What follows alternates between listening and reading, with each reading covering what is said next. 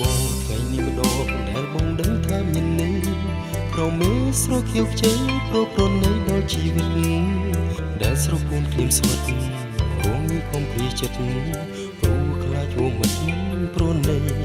បងបានលឺចំឡាយអូនពាក្យស្រីឆ្លើយថាព្រមស្នេហ៍សែនរុំភើបលែទេហាក់អស់ហាសុខៀលីជីវិតមានតម្លៃអរគុណណាស់ពិសេសដែលអូនប្រណីដល់ក្តីបំណងថាបងស្នេហ៍មីពិតជាថ្ងៃនេះហើយគឺថ្ងៃនេះហើយថ្ងៃដែលអូនឆ្លើយចំឡើយពីថាស្នេហ៍សូមឲ្យថ្ងៃដ៏ឧត្តមកុំក្បត់កុំព្រួប្រែសូមថ្ងៃនេះរស់ថិតថេរមានន័យគឺជាក្តីស្នេហ៍អមតៈបងសច្ចាជូនស្រោស្រីកល្យានថ្លាមថ្លៃថាចិត្តបងភក្តីចំពោះស្រីតែម្នាក់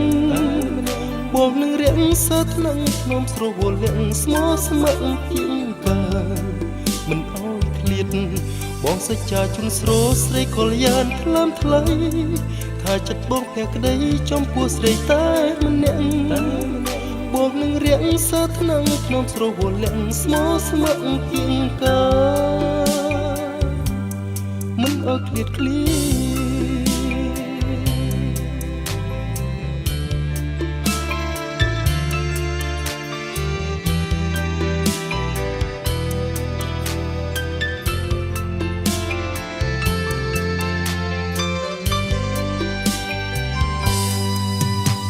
ពិតជាថ្ងៃនេះហើយគឺថ្ងៃនេះហើយថ្ងៃដែលអូនឆ្លើយចំឡើយពីថាស្នេហ៍សូមឲ្យថ្ងៃដ៏ឧត្តម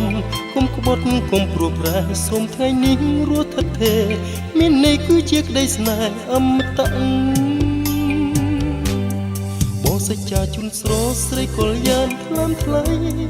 ថាចិត្តបងភក្តីចំពោះស្រីតែម្នាក់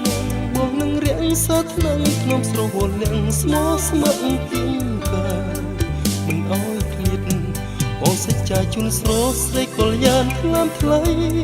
ថាចិត្តបងភក្តីចំពោះស្រីតែម្នាក់